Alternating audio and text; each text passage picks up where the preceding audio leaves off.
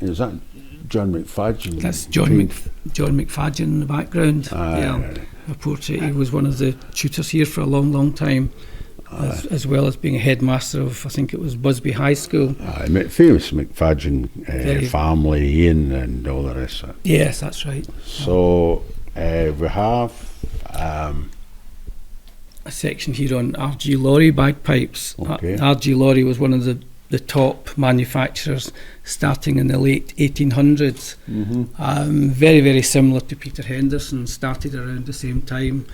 Lawrie may have worked for Henderson before starting out on his own, but for a long number of years their bagpipes were almost identical, and over the period of 100 years or so they manufactured bagpipes which were similar but slightly different.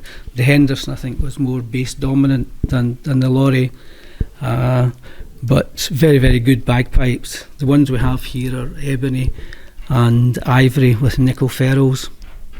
And RGLawrie manufactured bugles as well as bagpipes. They manufactured lawn bowls, and they had their own silversmiths. They made their own pipe bags. They had a huge factory up until about the Second World War, when things just seemed to change. The whole world seemed to change after that, and they finally gave up the ghost about the 1970s. But they stopped manufacturing really in any quantity. Yes, onset of the Second World War. That's right. Yeah, after that.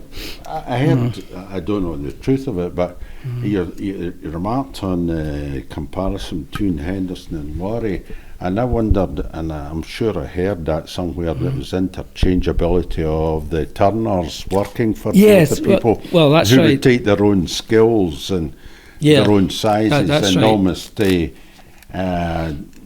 bring their own bagpipe into it, and it was labelled Lawrie, it was labelled Henderson, but almost similar because the interchangeability. Well, that's right. The turners would be maybe offered 6 an hour more or something by Henderson, so they'd leave Lawrie's and go to Henderson's for a year or so, and then if Lawrie was particularly busy, we'd try and entice them back, and they would move back and forth between both companies. Which I think is a normal thing with tradesmen. They give their labour to the highest bidder,